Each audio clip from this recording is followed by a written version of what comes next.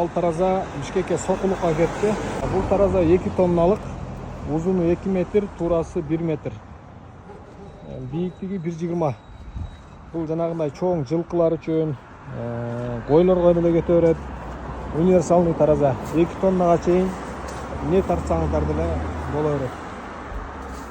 Тараза алам дегендер, тараза издеп жүргөндөргө жөнөткөңүздөр.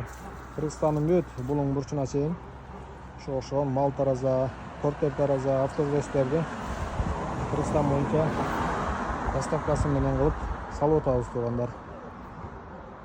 Азыркы ушул тараза сокулукка кетти Бишкеккечи.